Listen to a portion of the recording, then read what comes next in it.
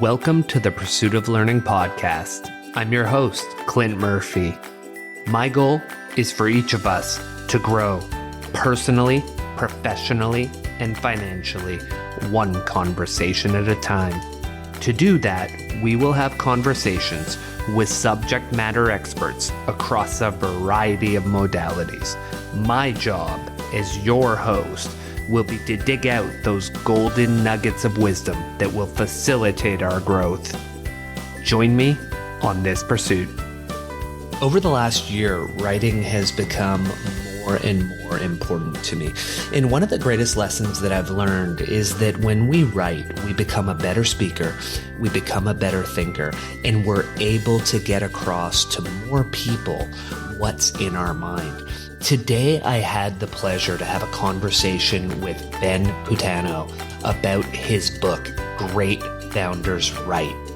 And Ben provided us with principles for clear thinking, confident writing that will allow you to be a better leader, entrepreneur, or founder.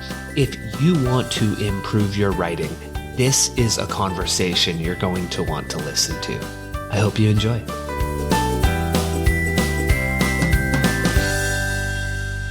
Ben, welcome to the podcast. For our listeners who don't know much about you yet, can you give us a brief bio rundown on your story? Yeah, great to see you, Clint. I am a writer, an author as of December 6th, and a book publisher. I'm the founder of Damn Gravity Media. We create books for entrepreneurs along with other forms of branded content like courses, video podcasts, and cohorts. And I kind of fell into this world just sort of following my own interests. It started with this love of entrepreneurship. I always wanted to build something. It even goes back a little further than that. I thought I wanted to build buildings first, and I realized pretty quickly I wasn't great at math. So I switched gears to trying to build companies. And I've always had an affinity for writing. So my first jobs were always building blogs or freelance writing, et cetera. And this kind of just built and built and built and turned into a small content marketing agency, which I ran for 5 years called We Content. And in 2021, or the end of 2020, like a lot of us, I was sort of, revisiting what mattered, what I wanted to do with work. And I just fell in love with the idea of creating these large, long-form, complex writing projects, aka books. In my opinion, there's very few mediums that can really create a paradigm shift in someone's life, and books are at the top of that list. I know I have a few books that I know I was a different person after I read them. And I can't think of a blog post that did that to me, or even a movie that did that to me, but I think a lot of folks, especially entrepreneurs, have that pivotal book they read, and I wanted to create those. So 2 years in, we have a few books on our shelf so far, and it's been awesome. It's been a great ride. Excellent. So we're going to talk about your book, Great Founders Write. And where I want to start with there is, why do you think that great founders write? And is there any data we have on what percentage of them might? We know that a lot of the big ones do, and you may be able to highlight some of those, but do we know how many are writers? We know a lot are readers. How many are writers? That's a great question. I don't have that data, but here's what I can tell you, at least anecdotally. And I've learned a lot recently as well since running the Great Founders Write cohort, where we've worked with like 75 founders one-on-one to build their writing habit. So we've gotten a lot of information from them about why they write. And it was funny, as I was building the book, I was playing around with a lot of different titles, trying to find that, that reason why Great Founders Write. And the entire book ended up being just one reason after another why you should build a writing habit and the benefits of it. The thing I've learned as a founder and working directly with founders to build their, brands is writing takes you deeper into your expertise further than you ever thought you could go. I'm sure you've heard the question thrown around on Twitter and elsewhere that, people asking, what could you share a 20-minute impromptu speech on, which is sort of like kind of indicates your expertise. Well, the more you write, especially if you get to the level of a book, like it's not a 20-minute speech you're giving. It's like a multiple hour speech, 6, 8, 10 hours that you need to talk in depth about a certain subject.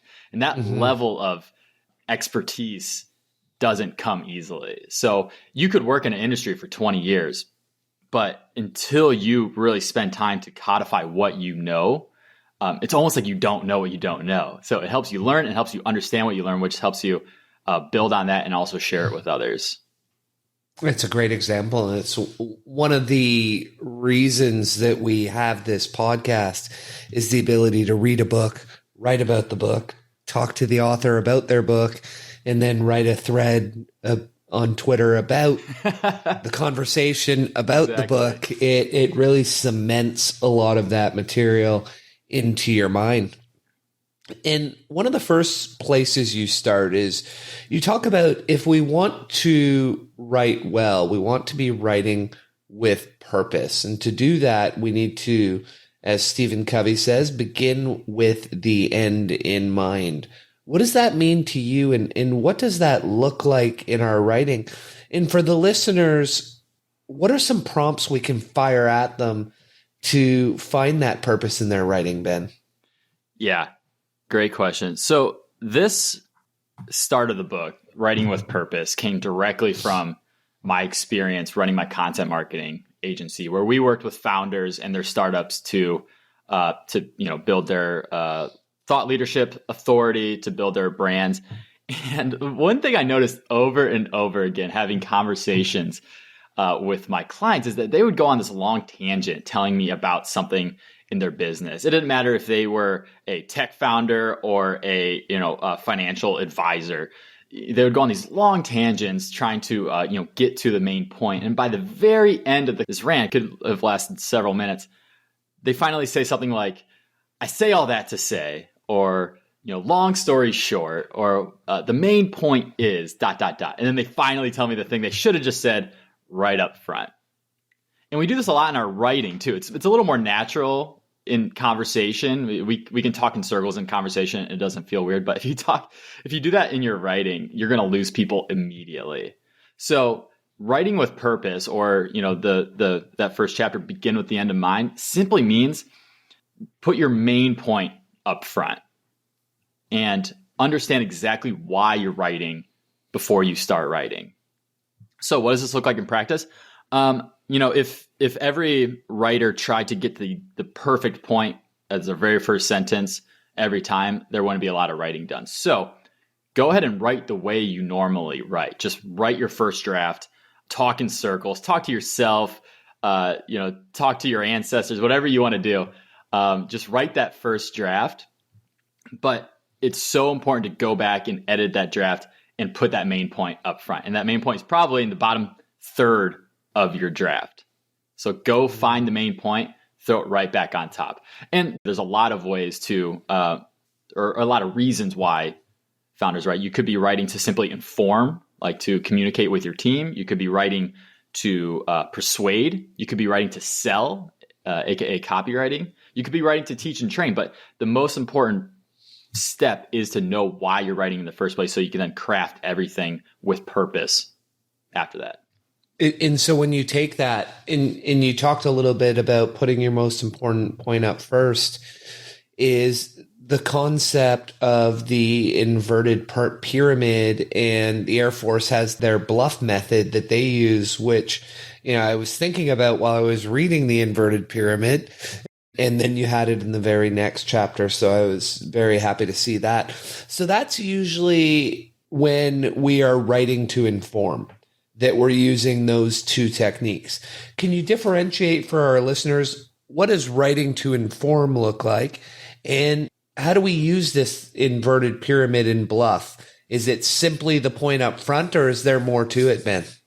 Yeah, great question. So when you're writing to inform, just like the name of the chapter and what we've been talking about implies, you start with the most important point. I think a great example is the letter that Jeff Bezos sent to Amazon and the world announcing his stepping down as CEO. That very first line, very first half of the first line gives you the most important information up front. He doesn't start telling a story about his life as a child. He says, I'm stepping down as CEO. Then the second most important point he shares is, what does this mean for me? And he announces that Andy Jassy is taking over as CEO, which implies to me as an Amazon writer and as if I'm an Amazon stakeholder, that Andy's been around for a long time. You're in good hands. And then after that, Bezos shares like important details, gives some background information on the decision, et cetera, et cetera.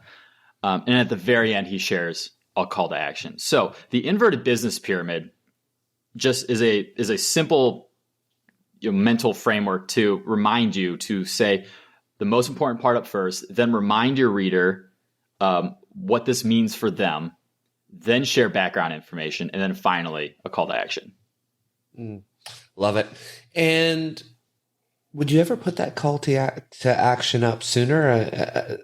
One of the things I'm finding, often I might make that call to action the very first thing, or if most of our communication is in email, the call to action may actually be right in the subject of the email. Yeah, I love that. And, I think at that point, you're not just writing to inform, you're writing to persuade, or you're writing to sell. So you're more moving away from inform into, all right, we need to get shit done. Yeah. Subject, action required, and then you put your main point up first. Okay, gotcha. And so one thing that I read in that chapter that fascinated me, and I'd love to deep dive it a little with you, is you had a concept of a product user story, and you had a little template. I'd never seen that, and it seemed to make so much sense the way you laid the pieces out. And there seemed to be a simple equation, 4 rules. Is that something you can take the listeners through on what it is, how we use it, and why we're using it that way? Yeah. So as I built my content marketing agency, I ended up working with a lot of technology companies, and I met a lot of super smart people, almost none of whom would describe themselves as good writers. But there was a subset of people in these companies that were just brilliantly clear.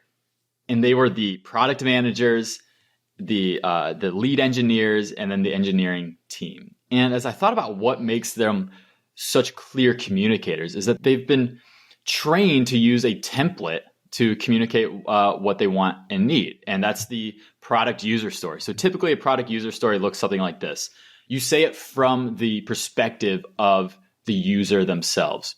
You say, as a, and then state the user. So as a entrepreneur, I want, and then state what they want to do, not what they want as a feature, but what they want to actually accomplish. So we could say, like, as an entrepreneur, I want to get paid faster so that, then you share a definition of success. Like, what does success look like for your user? So as an entrepreneur, I want to get paid faster so that I can reinvest that money and build a business of my dreams. And then the last piece there is the emotional and rational benefits. So just to recap again, you are talking to a specific user who wants to take a specific action to achieve a certain definition of success while achieving benefits both emotional and rational. That sounds like a lot of information, but it's really only 2 or 3 lines of work. And the result is this very clear purpose for your writing. So if we did this, if we created a user story for each one of our pieces, if I was writing a piece for you, Clint, as a, let's say as a podcaster, I know you wear a lot of hats, but as a podcaster, I would say, as a podcaster, I want to start video podcasting so that I reach a larger audience, which is the definition of success, and then share emotional and rational benefits so that I can earn a better living and, help more people pursue higher learning. So with that specific purpose in mind, now I can go out and create a piece of content directly for you. And so what I love about that is it can inform us who we're writing for, assuming we do it well, who we're writing for, what they want, what emotions they want triggered, the results they want. Can we also use that format to drive the hooks for the writing piece? Because if you know what that specific user wants, the action, the emotion, do you shift your hook to say, to target that? That is such a good point. And I love that approach. In fact, I've been using this hook a lot lately of using direct quotes from the person I'm writing to or the type of person I'm writing to. Like I had a viral Twitter thread a few months ago that it was in quotes. It said, "I want to write a book, but I don't know where to start." How many people have had that exact thought in their mind? So it's, and then I went on to share like some things to get started. So that sort of like clarity of why you're writing only comes from a deep pursuit of or who your audience is, which is, the whole second section of the book. But I love the idea of using this user story as sort of like not the hook itself, but like the raw material for a great hook or a great introduction, because you're talking directly to that person. Yeah, you could simply reverse the order in a way. You could say, you want to do this so that you can Here's how you do it. Yeah. One really overlooked way to grab attention, to write a good hook that I think a lot of people miss is just specificity. Just saying something directly to the person you want reading this. Like if we're in a crowd, right? If you're in a crowd, you say you're at a concert and you hear someone go, "Hey, Chris," no matter what else is going on around you, if your name is Chris, you're going to turn around and look. That level of specificity is just such a simple way to grab attention. And, that's what this user story sort of provides you, a level of specificity about what, the exact action they want, their exact role, the exact emotional benefits and rational benefits that they're looking for, their exact definition of success, and boom, you have them. Yeah, I love it. All right, so that is a lot of the material that we'll use to inform, and then we're going to talk a little bit about what everybody loves, sales. And so you write that copywriting is sales at scale. And one great piece of advice of writing can do the job of 1,000 salespeople. Can you tell us more about your thoughts here and why copywriting is so powerful? So it's so powerful for a founder specifically because we are working with such limited resources. If you have 1,000 salespeople or the resources for 1,000 salespeople, go for it. But most of us don't. Copywriting is that ability to talk to that specific customer, like we just discussed, and move them through your funnel towards a sale. So, whether you're a solo founder or, you have a team of 100, a founder's job is to sell, and copywriting is your number one tool to do that, especially now that we all work in, a lot of us work in remote environments and our customers are often worldwide. This is different than going to a large expo or a large, business conference and talking directly to your customers. Copywriting lets you do that all over the world at scale. And for most of us, if we're a large company, we can have a full copywriting team. But if we're the founder or the leader of a small organization, a lot of the techniques they use may not work for us. And so I love that throughout the book, and you can write so many great threads from the book, Ben. 4 ways to do this, 7 ways to do that. It's perfect. And one of the ones that you have is the ABC 1, 2, 3s of copywriting, which is as perfect as it gets for me to be able to remember. What are the ABC 1, 2, 3s of copywriting that our people should be aware of and use when they're writing their copy? Yeah, it worked out perfectly. ABC 123. A stands for attention. Well, let me back up for a second and why I thought we needed yet another copywriting framework, because there's a lot out there, right? There's That's PAS, Pain Agitate Solution. There's AIDA, attention, interest, something, action, decision, action, something like that. So there's a lot out there. So why did we need another one? I have used all these copywriting frameworks in one way or another over the years. And since I was working with startups so much, there always seemed to be something missing.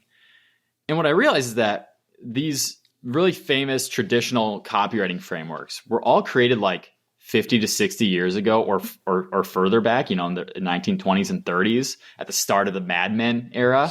And they were created for massive companies that had brand awareness already, who had massive marketing budgets.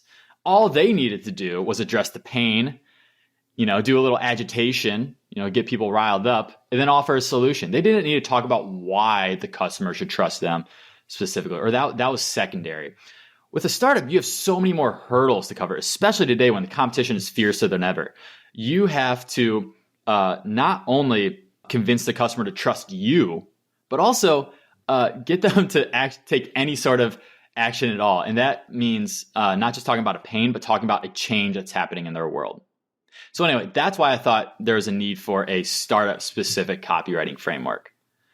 Gotcha. And it goes through ABC 1, 2, 3. So it all starts with attention. We were just talking about grabbing attention, Clint. How do you get someone's attention in such a crowded world?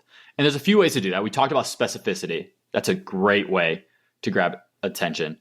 You can also talk about an emotion that they might be feeling. You can make people laugh. You can make people mad. You can make people just say, "Oh, I get it now." Lastly, you could create funk, which is fear of not knowing. Okay, I want to get into funk with you. Let's dive in, and then we'll come back to the other ones. So, what is funk? Funk it's similar to fear of missing out, but I think online it's more appropriate and specific to say a fear of not knowing. So, a great one here is how to win friends and influence people. Who doesn't want to win friends and influence people? This book, the title promises to teach you, but you won't know the answer to that until you crack the cover. So your fear there is, well, if I don't read that book, I won't have friends or be able to influence people. Exactly. Carnegie's book wouldn't have worked as well if it was just called like How to Have Better Conversations. That's the solution, but instead the title, which was actually written by a brilliant copywriter, it's focused on the interest that people want to know. So this is like the classic curiosity gap that you're opening up. There's a million ways to do it, but it starts with identifying what your customer wants and then teasing out that they're going to learn it if they take that next step, if they open that book, read that thread, open your email, etc. Okay. So that's how you grab attention. And there's a lot of ways to grab attention, right, Clint? Like this is just a few options for you, but it all starts there.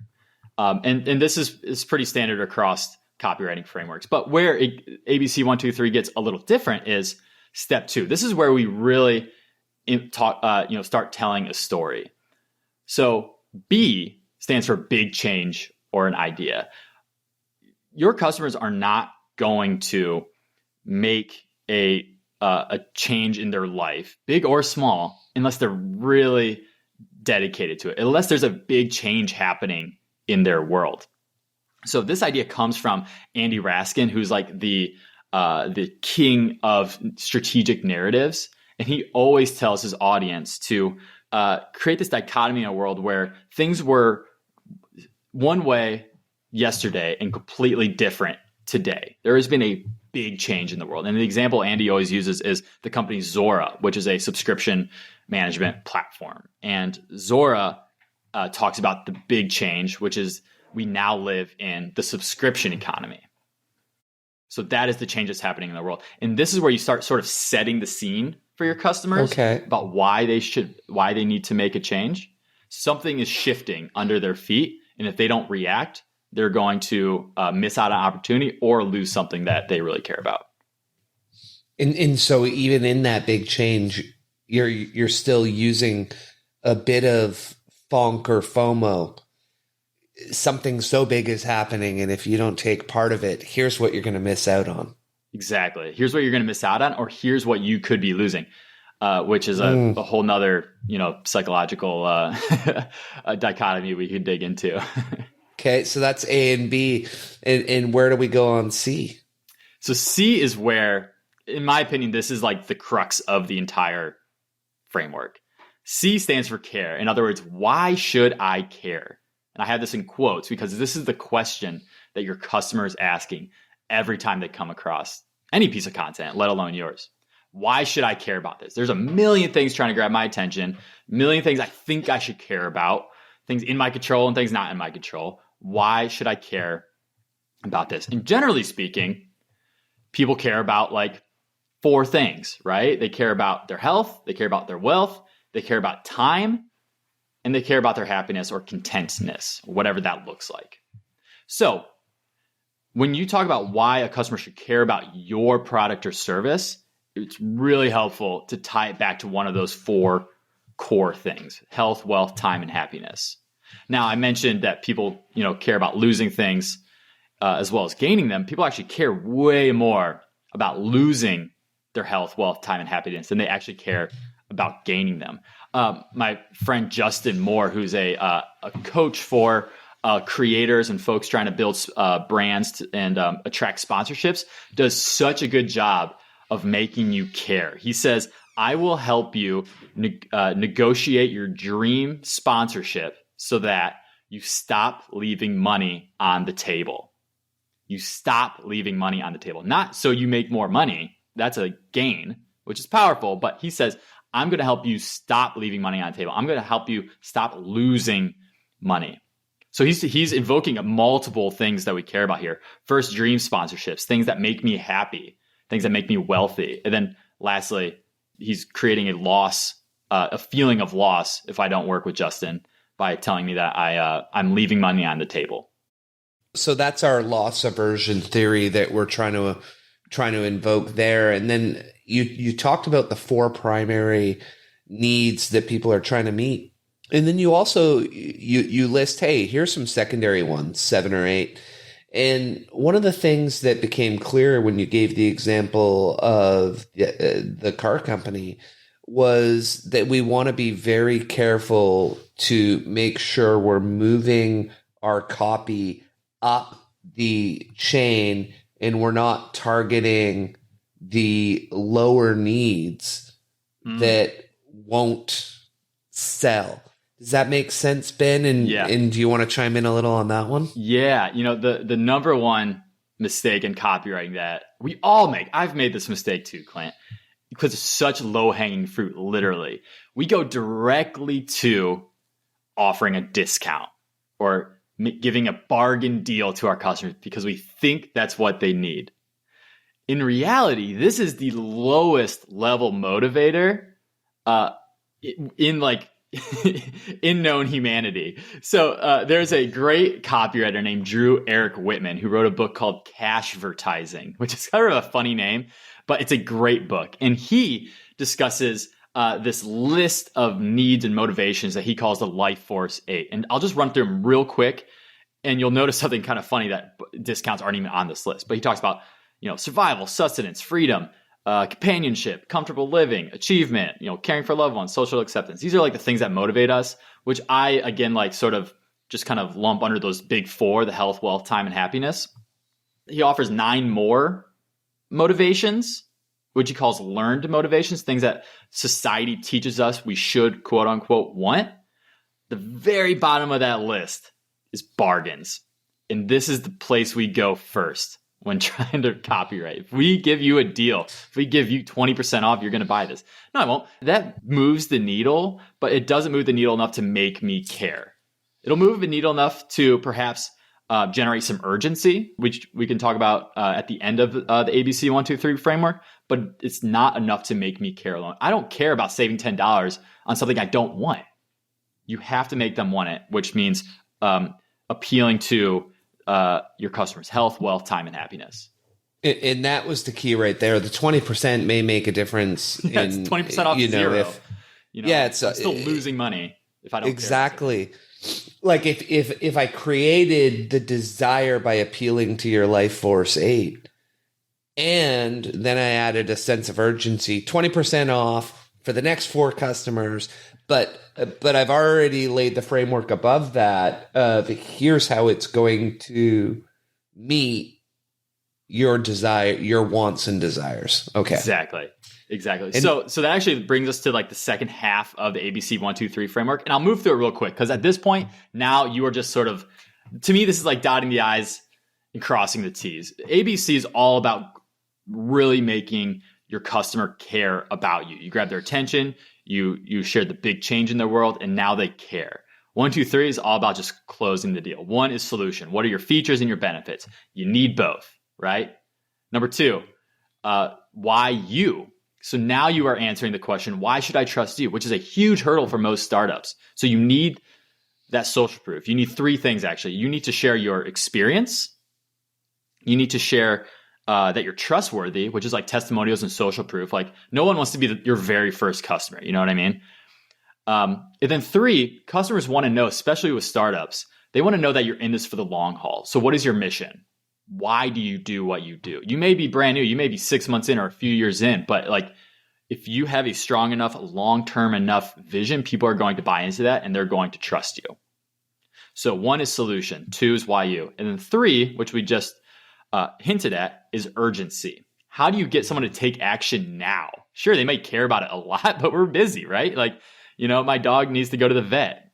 There's things that come up. So why should I do this now? And there's 3 ways to generate urgency right now. First is scarcity.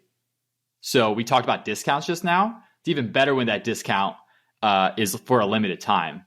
Actually, there's a great real life example of this. You remember a few years ago when, this was actually probably more 5 or 10 years ago now, but JCPenney got a brand new CEO. I think he was like the head of retail at Apple, like Johnson or something.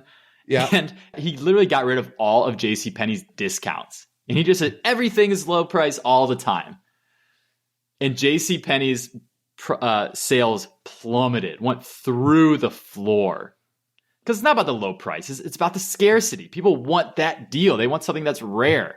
They wanted that limited time deal. And that's what was driving sales. Anyway, scarcity is a really powerful urgency creator. Scarcity of a deal, scarcity of time. If you're running a course or something, it's scarcity of space. There's a lot of ways to do this. Scarcity of your specific time.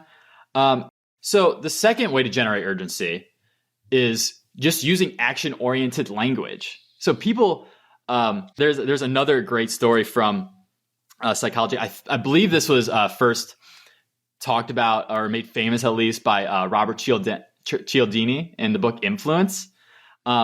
It's when you give someone a directive, a direct action, they're more likely to take that action. So if you're in the middle of an emergency, someone fainted on the sidewalk, you needed help. If you shouted out, "Someone grab an ambulance," they're not going.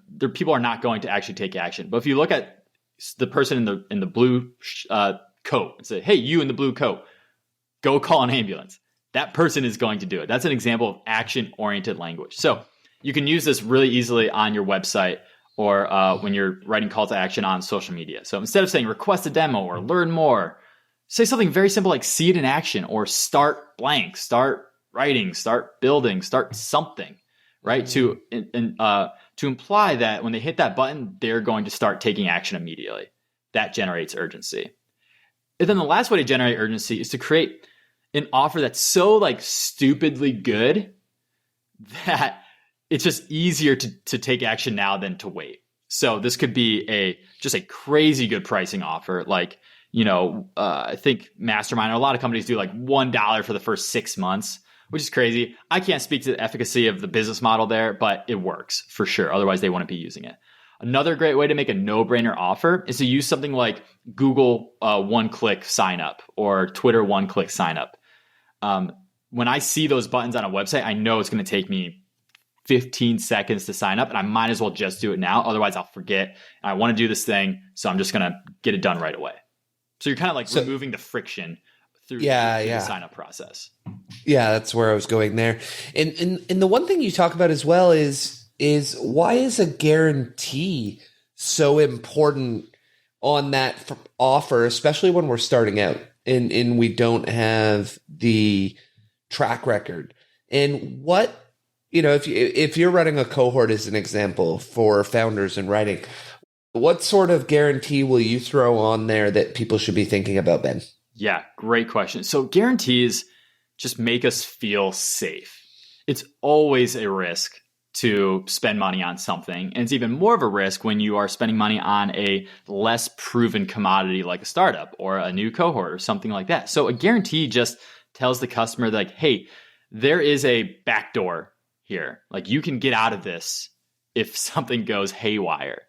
So a really simple guarantee, one that I offer for our Great Founders Right cohort is you sign up today and you have 7 days, you have 1 whole week after the cohort starts to decide if this is right for you or not. And if it's not, you get your money back guaranteed no matter what. We've had multiple people sign up just on that guarantee alone because they're like on the fence. They don't know if they have time. They don't know if they're, they don't know if they're in the right position to write or to take this cohort. They don't know if it's the right thing for them, but at least they will try it out because they know they can get their money back. And that alone will get people through the door, the people who are on the fence. So 7 days into the course, if you want out, no questions asked. So that's worked for me. And it's a 5-week cohort. So like 1 week represents a full cycle of the cohort, right? Like you will attend a meeting, you will write something. And then like before you attend that next meeting, if you go through that entire cycle and realize you don't have time or it's not for you, you can get your money back. So they can experience, I think maybe the principle here is like, let customers experience the full thing of your product or service and then decide whether or not it's the right thing for them. And so how would you contrast that? A lot of times you'll see as an example, an outcome-based guarantee. If you take the full course, you do the work, and you're unsatisfied, you can get a refund.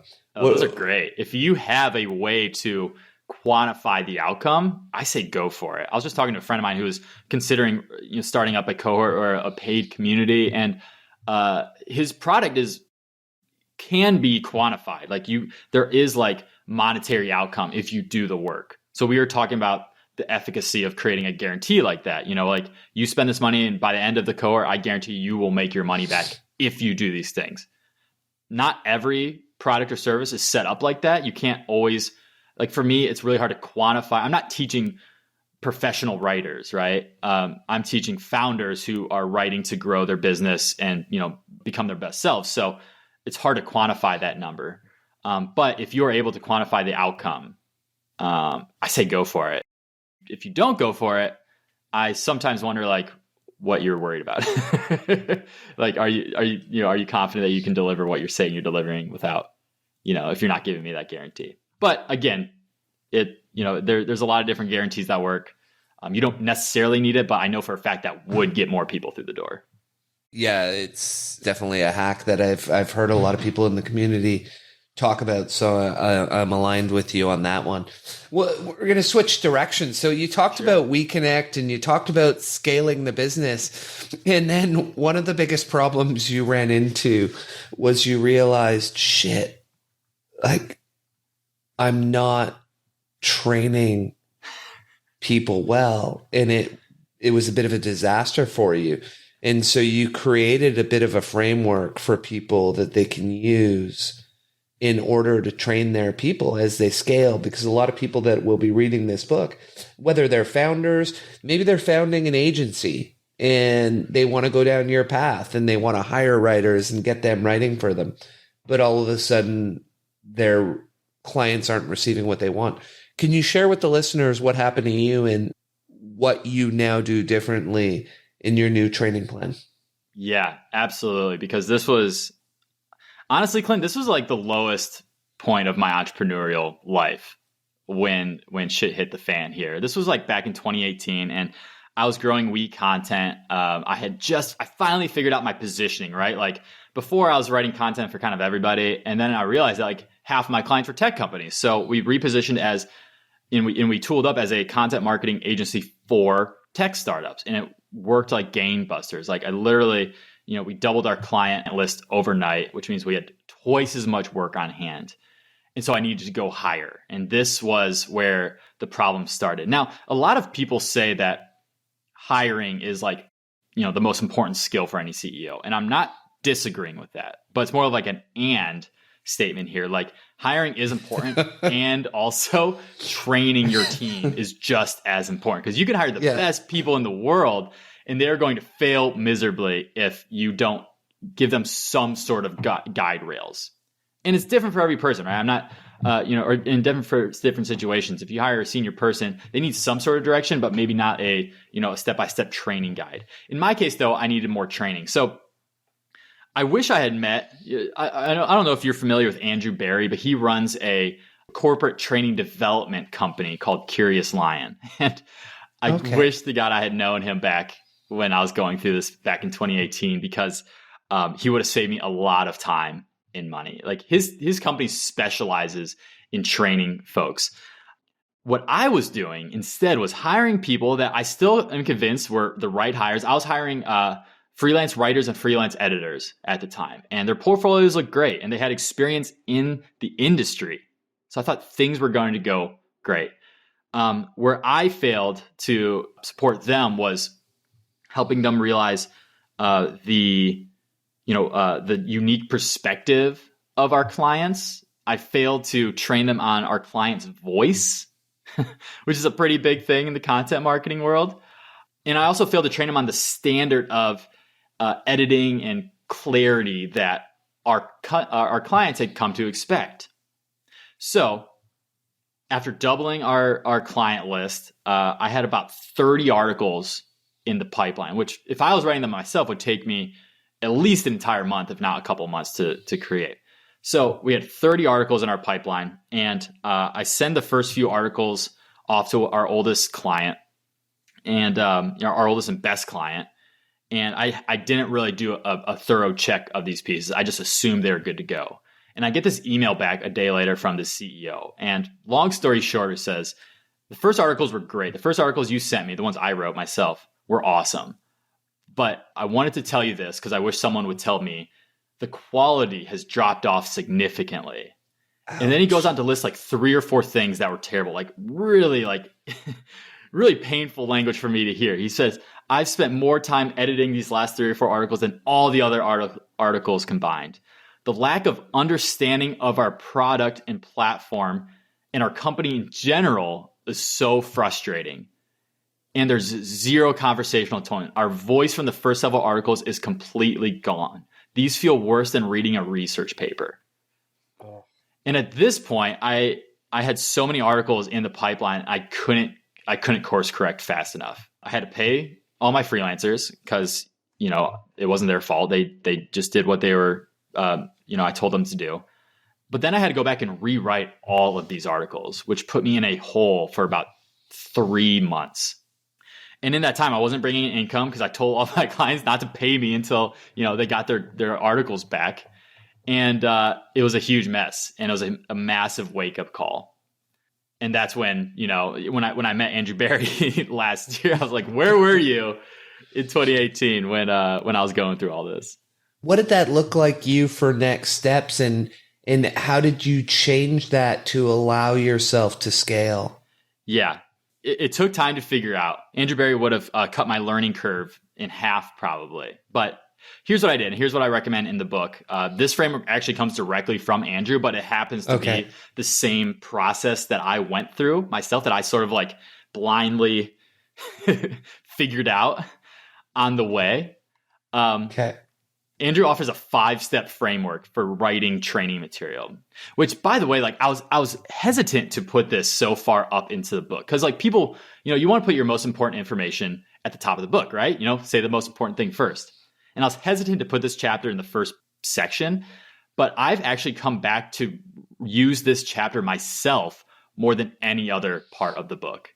Anytime I am, whether that's writing a style guide.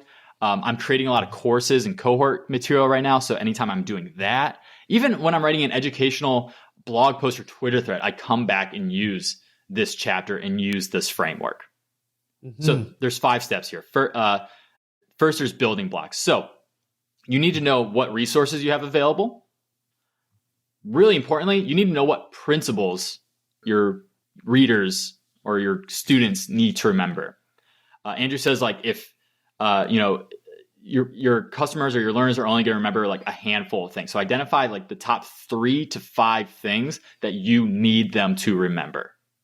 And then finally, really important piece here that this was a big wake up call for me when I realized this. You need to identify your readers or your learners' level of prior knowledge. So what type of knowledge are they coming into this project or into this course with? So going back to weak content, what I realized that, yes, the writers I hired had writing experience and even technical experience. So that's their level of prior knowledge, but they knew nothing about my actual clients. They didn't know about their points of view, their content, where they think the industry is heading. And that is absolutely crucial in the content marketing world. Okay. So that something doesn't feel like a research paper or something that, an AI tool just spit out.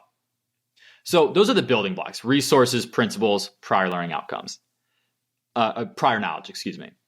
Step 2 is, before you write down any piece of training material, you need to identify the key learning outcomes, which is simply a fancy way of saying, like, what do you want them to do differently after reading this training material or taking this course? So again, to tie back to weak content, what I needed my writers to do was understand my clients. I called it the golden circle, their why, how, and what. I needed them to have all of the research available to write a good article. And I needed them to know what was an acceptable level of editorial excellence for them. So those are the key learning outcomes for me. So now when I create training material, you can use a SMART framework, or you can just sort of, you can just develop this, on your own. But when I'm creating training material now, I identify the change that I want my readers or my learners or my new employees to make after taking this material. Like, how is their work going to be different after doing this? That's just a really key question. It takes things from like really abstract to very, very, very actionable. Which you can also use in marketing the course. Exactly. You'll go from here to here. Exactly. Here's exactly what you'll learn. That's what people want to learn. It's funny. When I developed the Great Founders Write cohort, that was another step that took me deeper into learning this material. Like, I had already written the book, but developing cohort material forced me to get very, very actionable. And I had to go back to this chapter again to make sure I was identifying those key learning outcomes. And zoning in on it with you, I may be in the process of creating a cohort right now, Ben. Oh, cool. And so this section, I was like, oh, this is a perfect section for creating a cohort. It doesn't have to be training my people at work. It can simply be, I want to train people on how to grow on Twitter. Let's talk about how to do that. Let's create the storyboard, understand the delivery format, etc. Exactly. Sorry, back to you. No, that's exactly right. And so the last few steps, you're now getting into creating the material. So you start with delivery format. What is this going to be a written only course? Is this going to be a chapter in a book? Is this going to be a video course, or is this going to be a cohort? Then the delivery format is almost just as important as the material itself. I remember. So like I'm like a wealth of useless knowledge, but my crowning piece of useless knowledge is knowing the animal classifications or the classifications of living things. It goes kingdom, phylum, class, order, family, genus, species.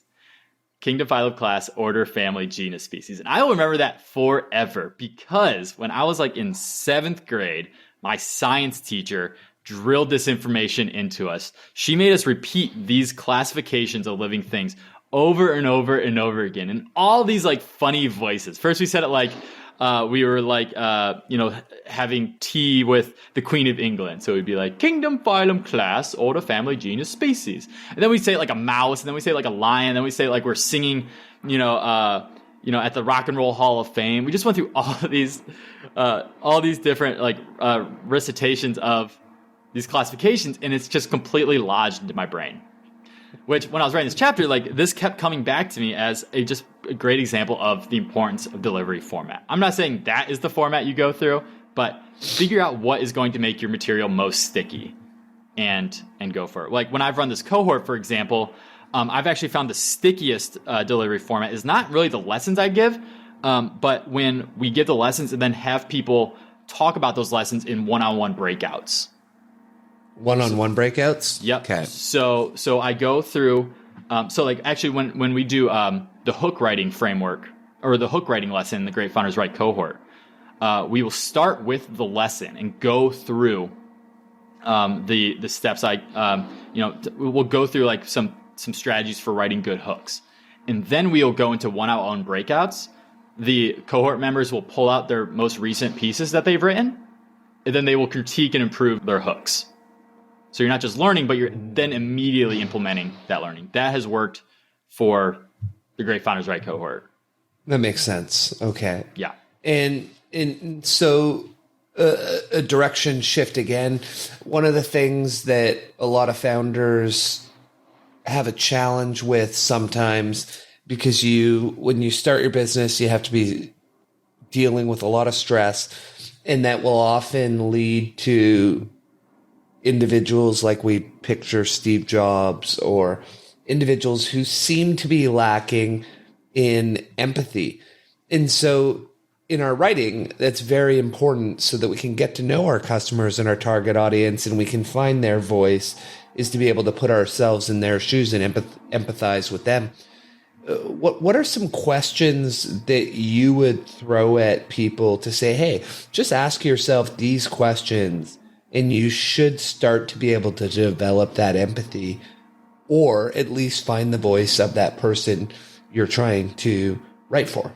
Yeah, that's a great question, Clint. I am such a strong believer in writing with empathy, which sounds rather hot. Like who doesn't want to write with empathy, right?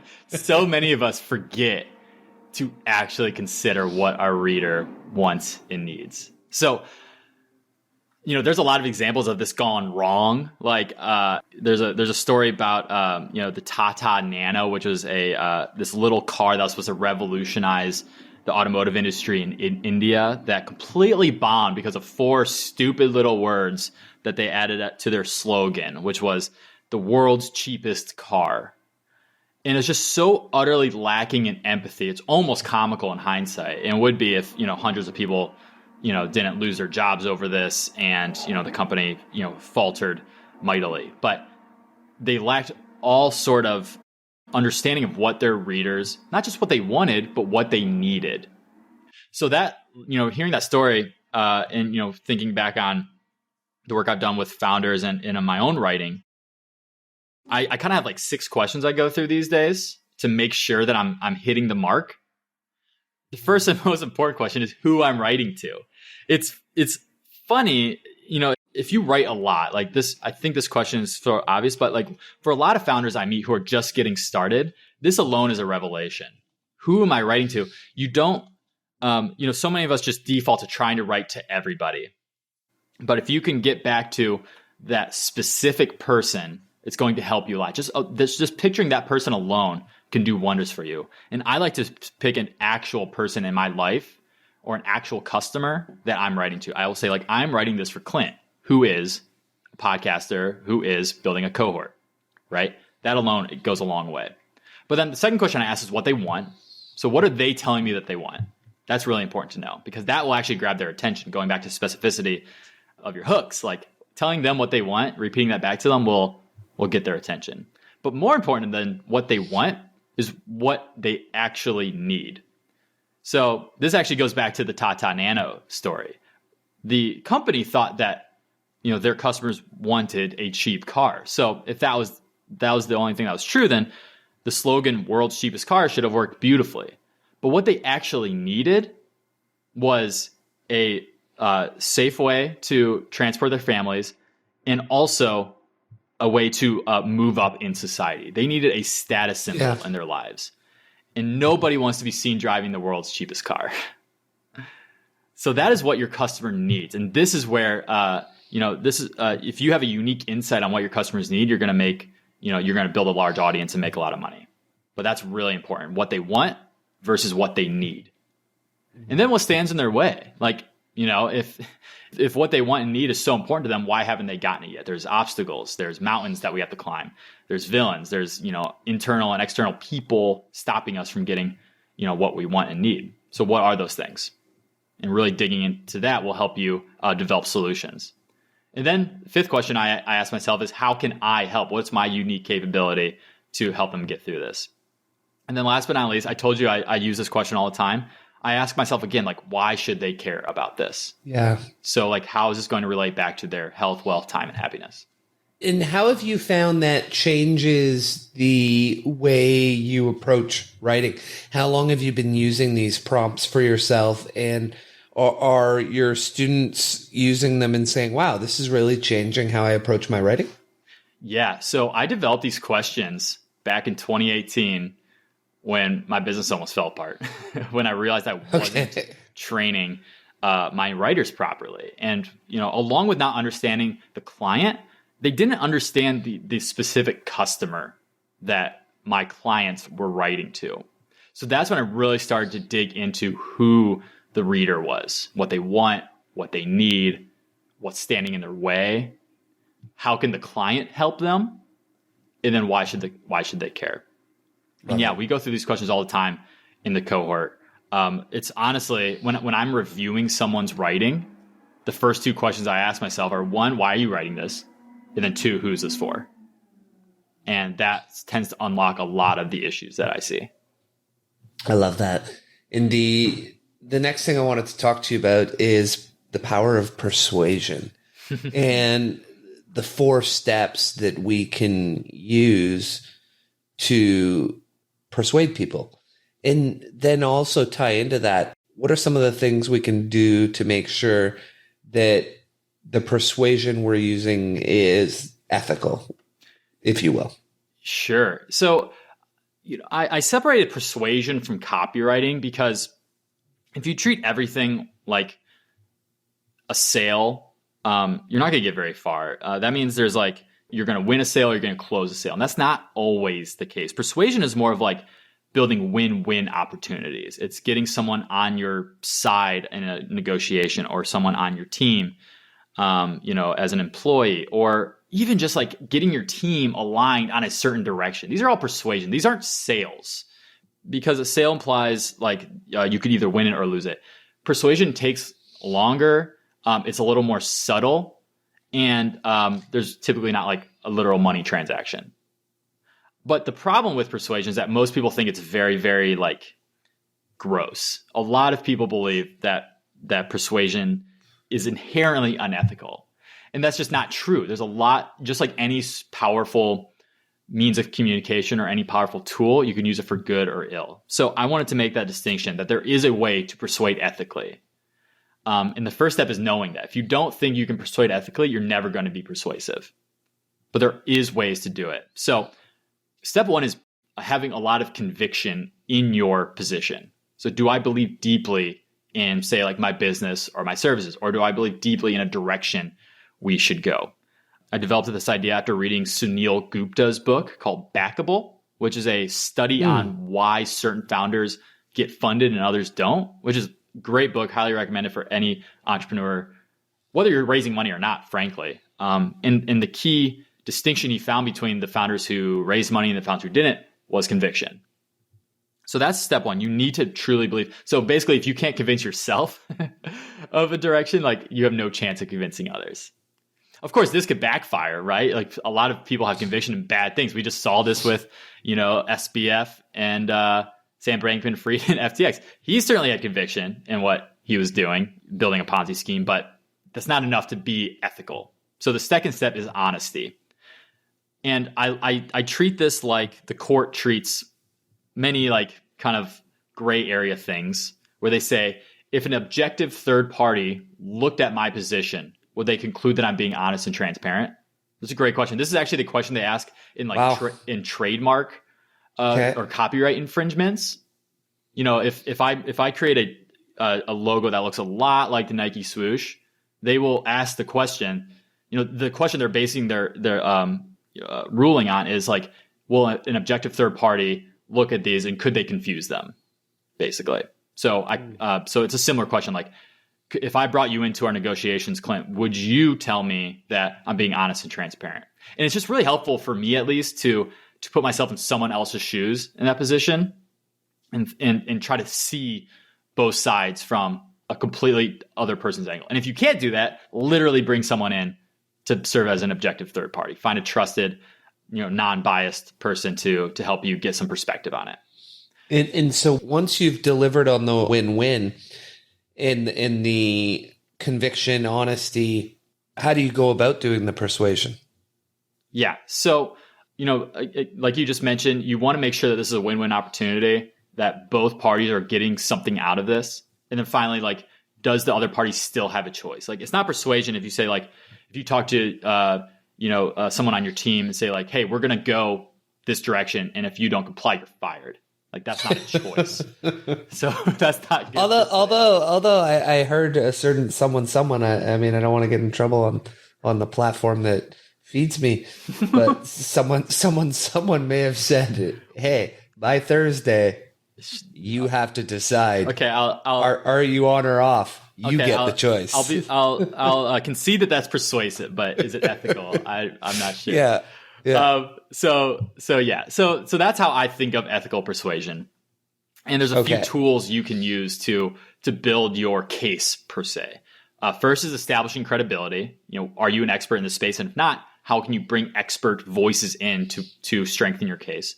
2 is to find common ground. So this goes back to that. This is why I talk about persuasion in the section of my book about empathy, because you need to understand the other person's point of view and what's going to be a win-win for them. So you find common ground.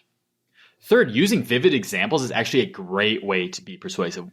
I think the default for a lot of founders, especially if you're like of the analytical persuasion or persuasion, if you're of the analytical mind, you think numbers are what moves people. And it's really the opposite. It's stories and narratives and vivid examples that really persuade. And then it's the numbers that sort of turn around and allow a rational person to justify why they want to make one move or another. Like, my favorite example of this is from Sarah Blakely, the founder of Spanx. And she is the ultimate hustler, like sold fax machines door to door. When she started Spanx, she literally went from department store to department store trying to get these on shelves. And she was talking with a senior buyer of Macy's. And this person, she was another woman too. So like, she was a potential customer of Spanx. The senior buyer didn't get why anyone would want to use Spanx.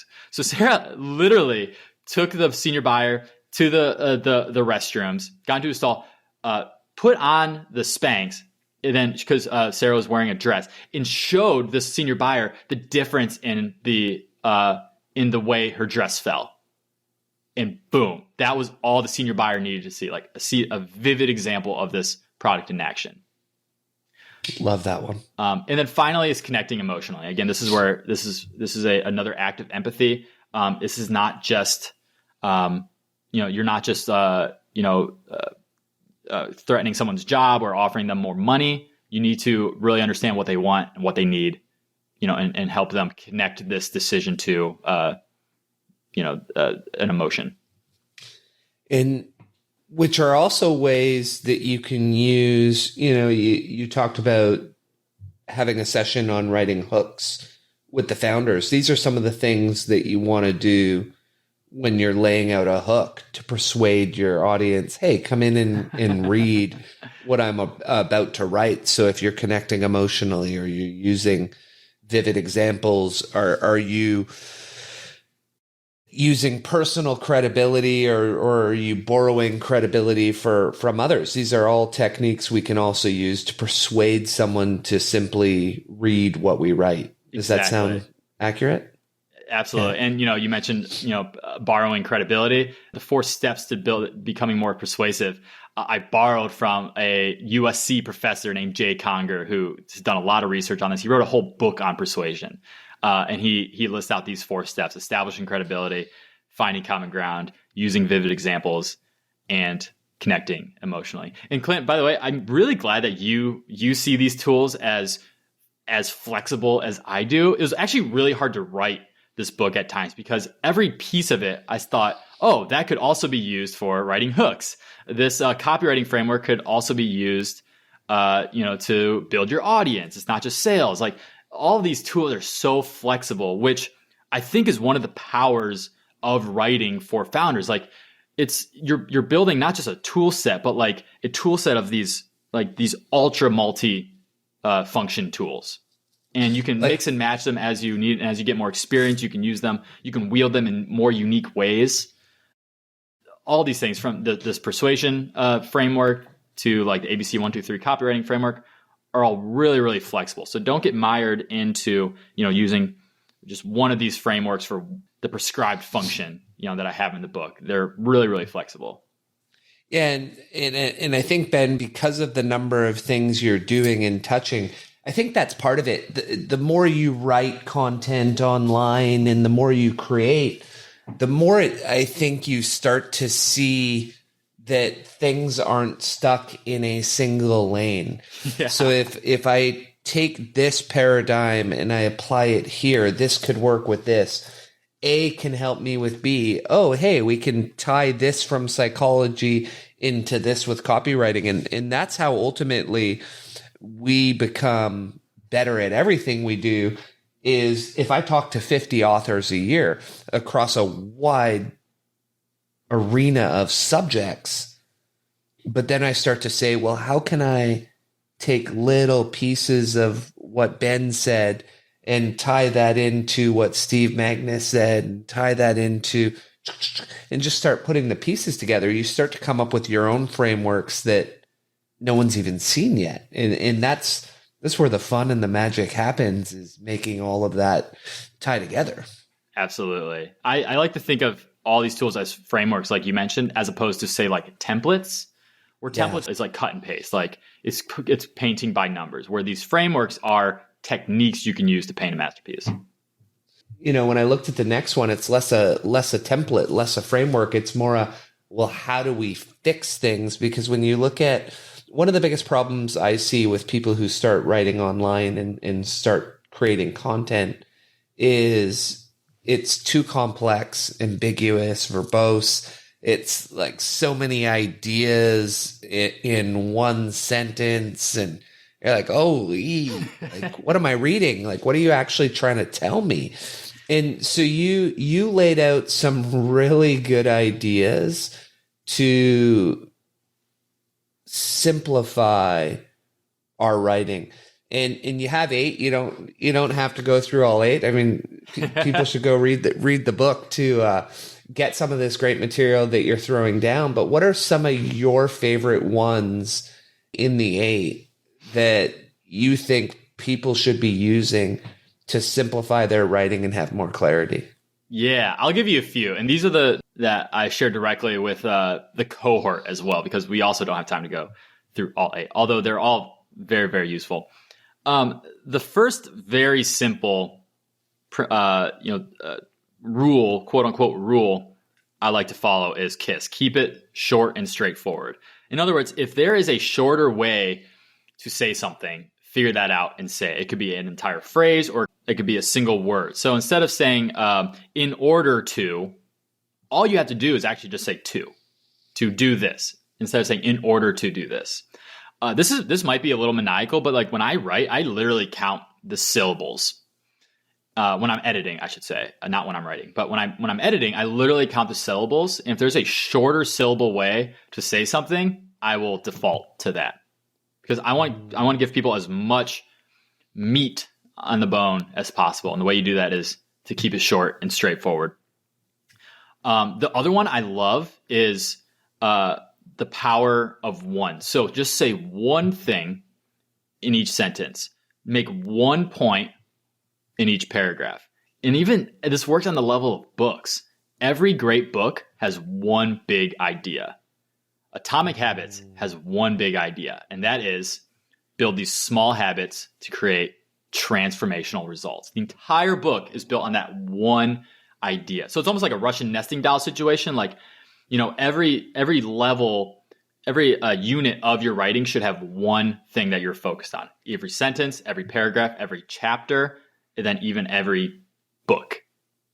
Power of one. Love it. Yeah. The third piece, and this is a real eye opener for a lot of founders, especially if you have like an academic background. It's making it personal.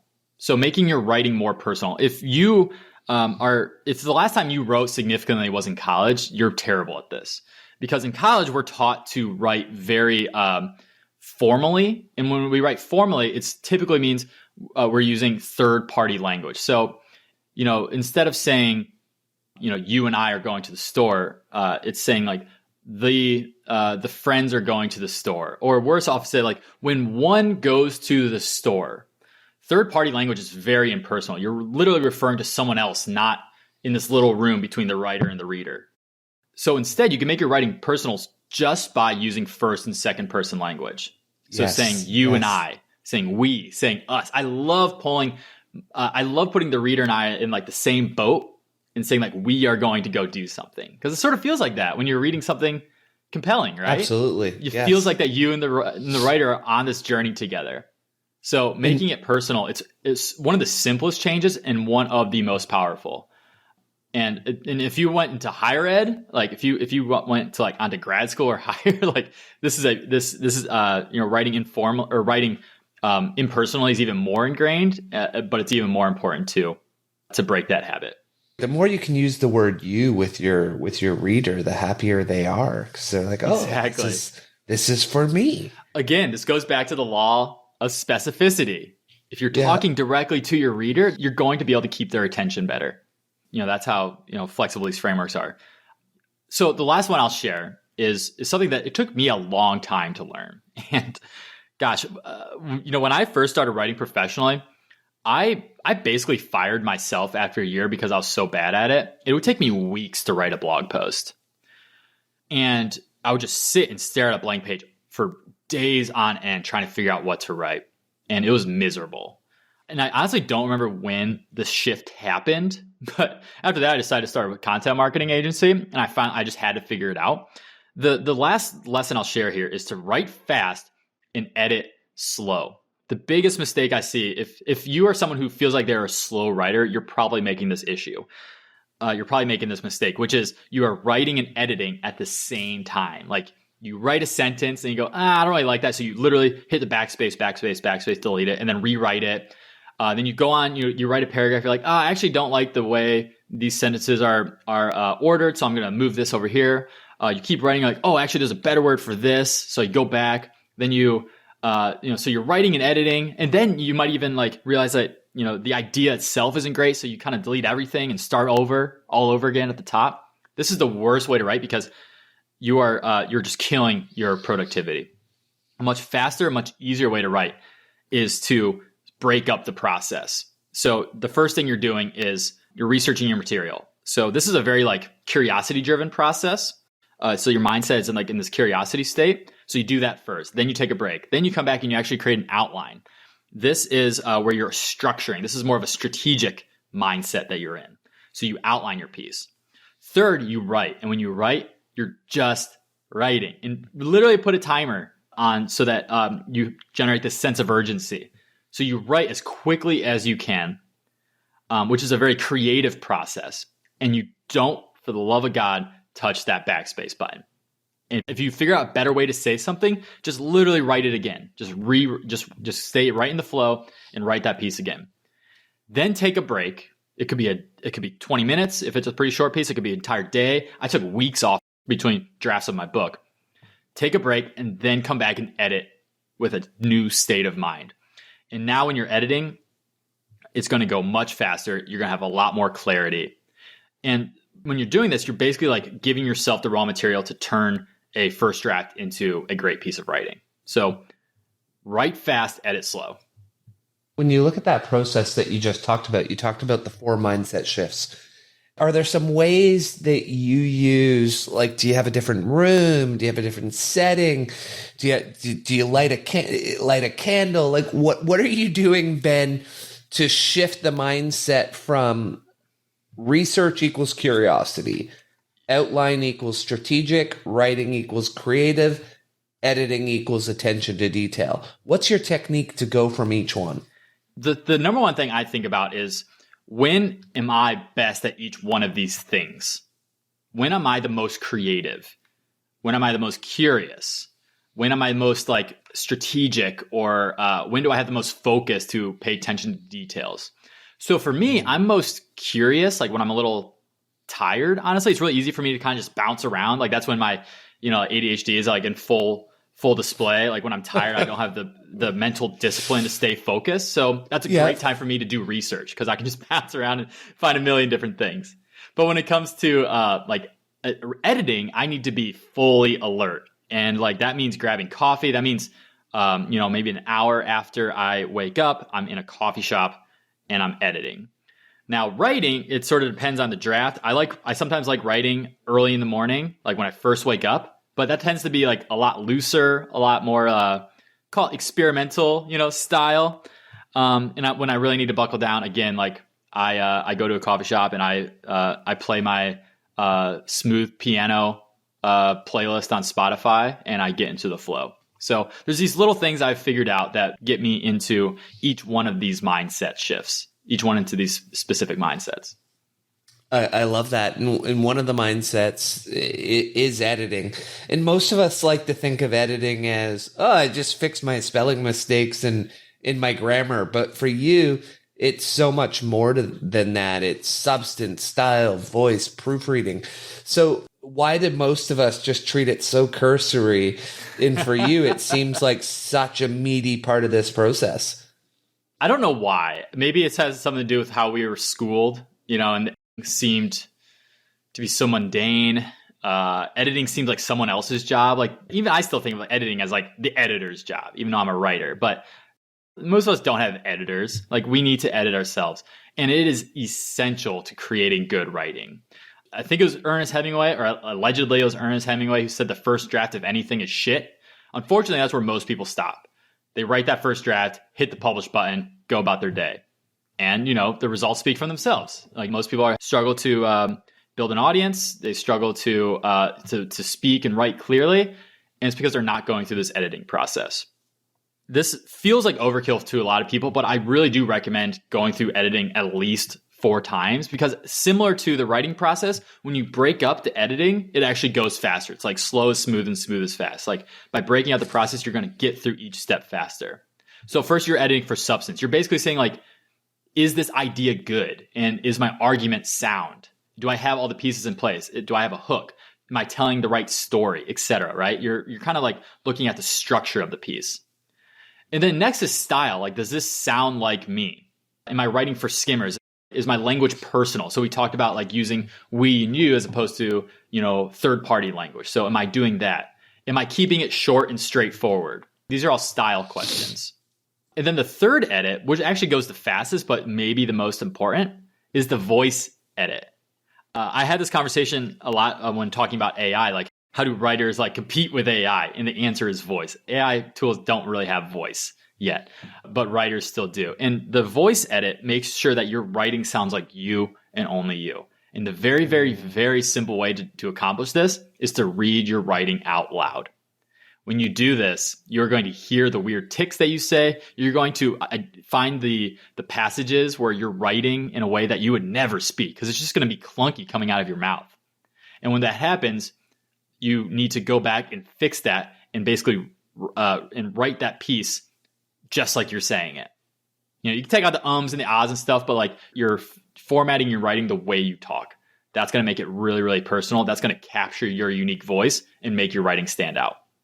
And then the last step of editing, which is the one that most of us think of when we think of editing, is the proofread. So this is like the grammatical and punctuation and stuff, which I'm actually terrible at. I have errors all the time.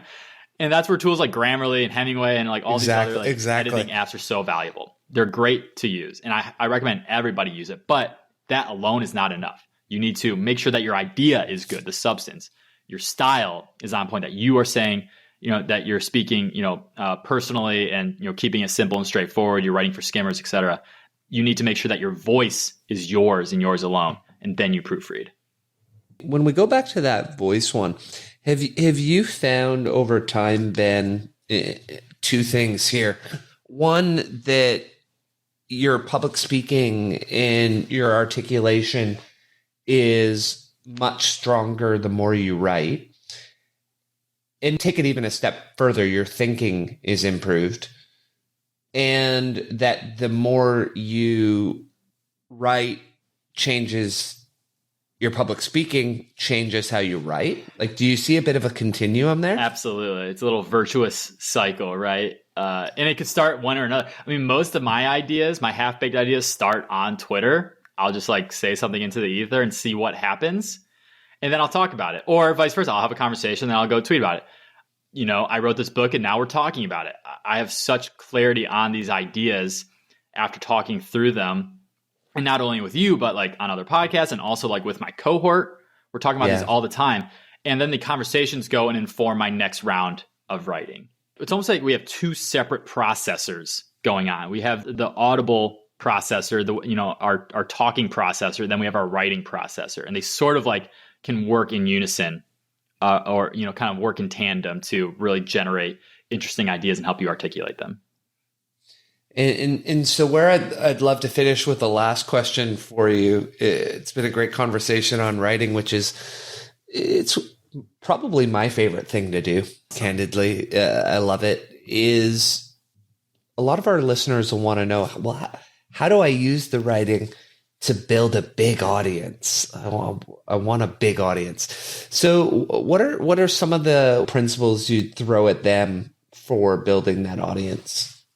Great question. The first question I would ask in return is, will a big audience serve your business needs?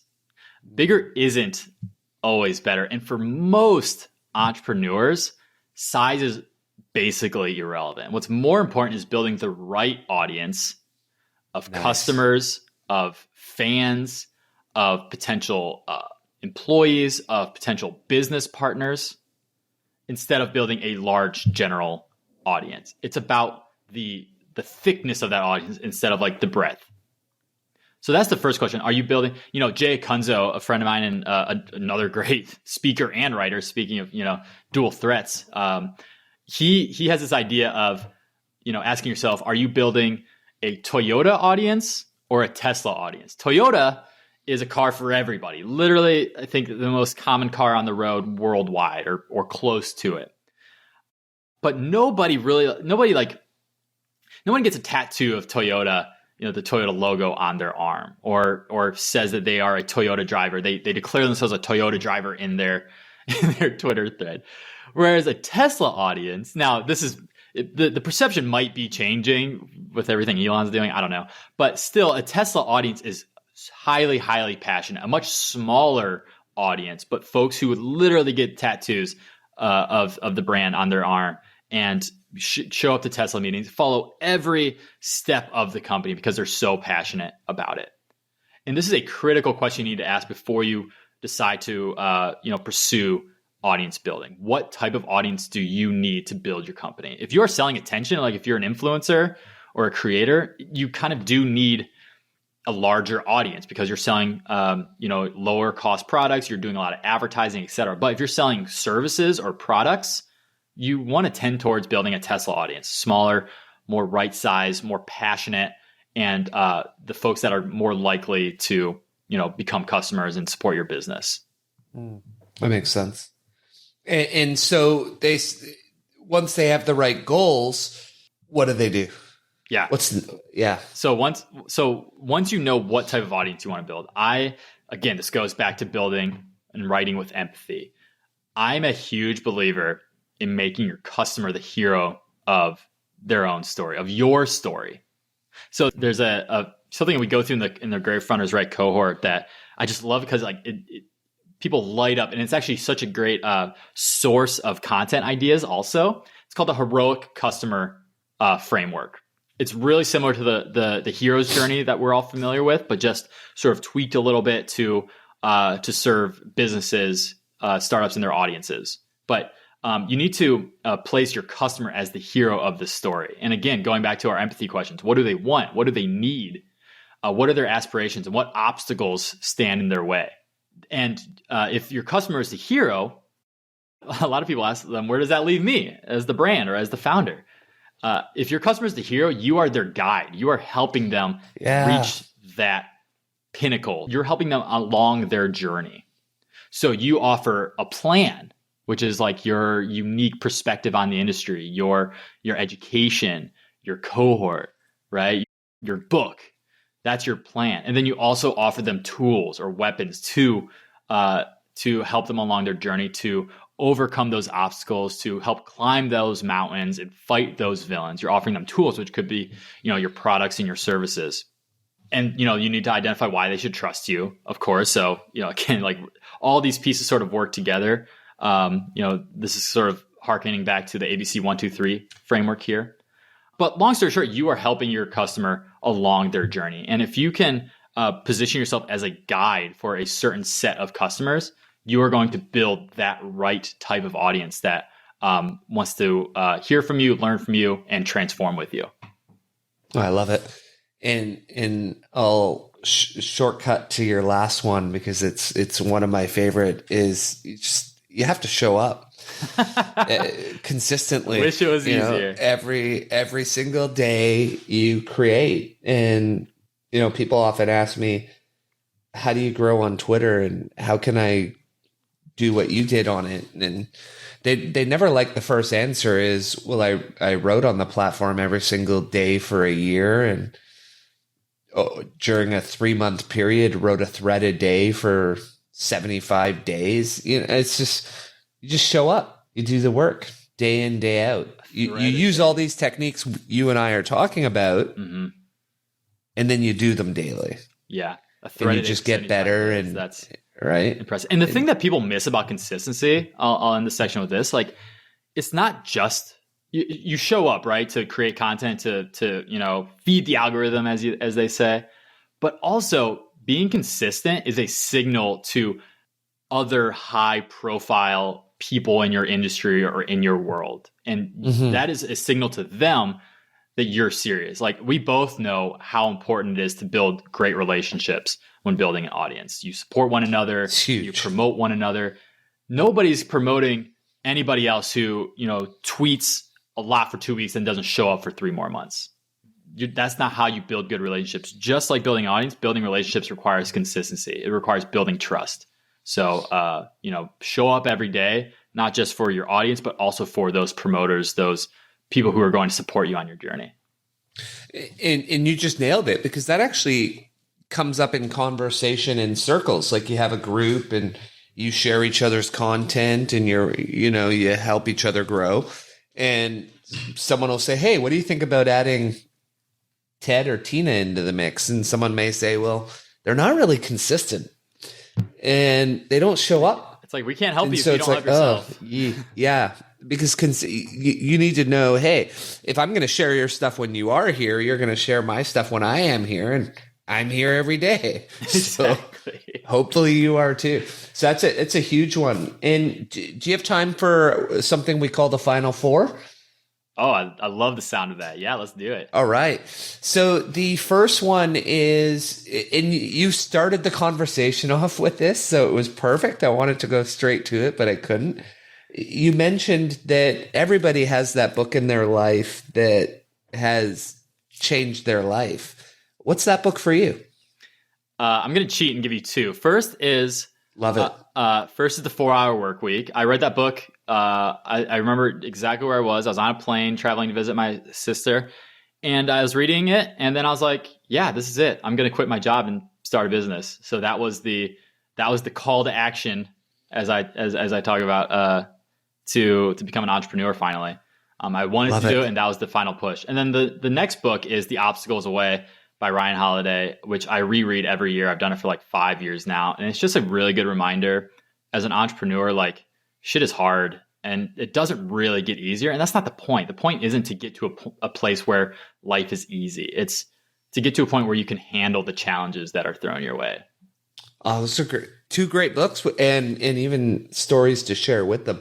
So what's on the shelf right now, Ben? What are you reading today? Oh, man. I am a notorious multi-book reader. I read like whatever I need to learn about in the moment. So like last night, I just picked up the book Agency, which is like how to start a creative business in the digital world. I'm listening to Range right now by David Epstein. And I actually just bought the hardcover or the physical copy as well, because there's a passage in this book that was just like brilliant to me. This talk about hooks. He goes on probably 3,000 words, almost 10 pages, telling the story about an artist. And he doesn't mention the name of the artist at all. So this whole time you're guessing, like, who's he talking about? Who's he talking about? Are they going to be successful? I don't know. And it ends up being Van Gogh. I'm like, that was brilliant. I knew nothing about Van Gogh here. And that was so cool in the way he set it up. So I literally bought the book to highlight it and to study that passage. Oh, I love that. Yeah. What else am I reading? I just reread the book Small Giants as well, which is sort of like my business philosophy. It's like, you don't need to be huge to be impactful. So that's a really good book, and that's sitting on my shelf right now. You're giving me so many ideas.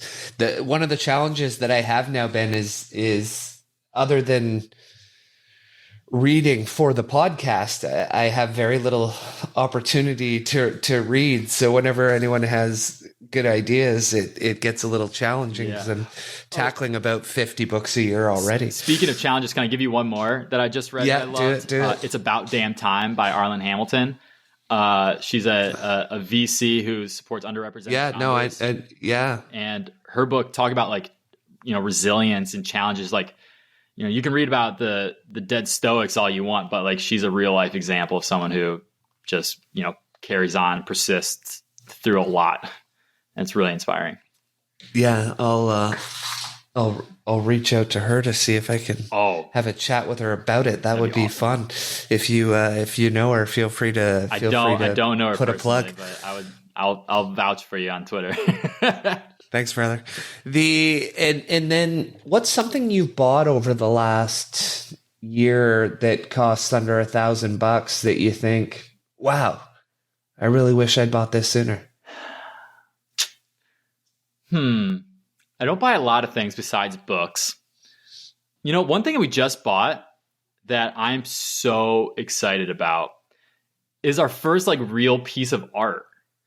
Okay. My wife and I went to Mexico City a few weeks ago, and we were just walking through this like honestly the most impressive like little art show I've ever been to, like just mind-blowing talent. And we found this piece that's like really bright and colorful, and it's like really a lot going on, but we were both just like instantly in love with it. And it's like the actual print. So it's the canvas is like actually painted on, so it's not a print. Sorry. It's like the original, and we just got it framed.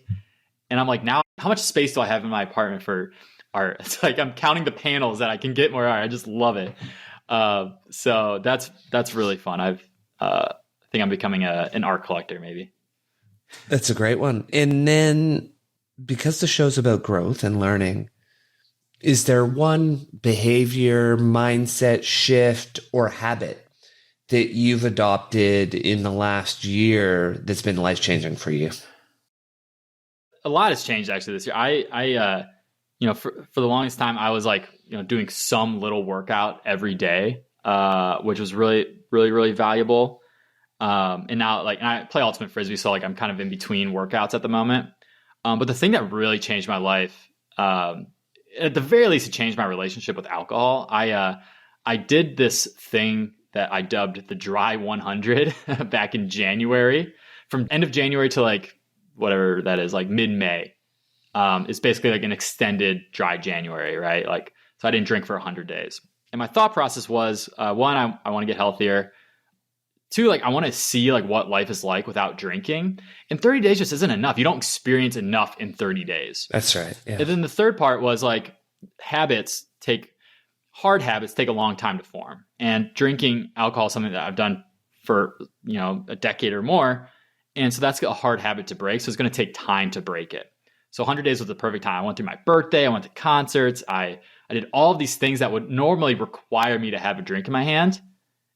And I realized I didn't need it. I had fun. My life changed. Some would say I got boring a little bit, but I've slept better since then. And even though I drink now, again, like we were just at a wedding and, I had some beers, but my entire relationship with alcohol has changed. Like I can go to anything, any event. I can go weeks at a time without something. I don't need a drink anymore on Friday afternoon after work. I go to the gym. I figure out other ways to de-stress. It just taught me a lot about myself and a lot about how to deal with things without alcohol. Oh, that's a great habit. That's a great habit to adopt. And I made that shift. I'm going to do it again too this January, starting January 1st. If you do it every year, it's huge, and you may find you just at some point, hey, I'm not going to do this. So that's wonderful.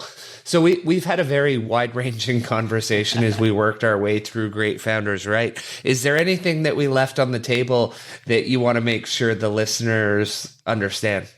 Well, the publisher in me would be mad if I didn't say to pick up the books. You could pre-order it now on Amazon, Great Founders Right. It launches December 6th, 2022. And if you go to greatfoundersright.com, you can actually sign up for a free 7-day quick start guide, which will take you through some main principles of the book and sort of onboard you to the whole Great Founders Right experience. Perfect. And where can people find you? Yeah. So look me up on Twitter. My handle is Benjamin Putano, Putano. That's my main spot. Again, follow my newsletter at greatfoundersright.com.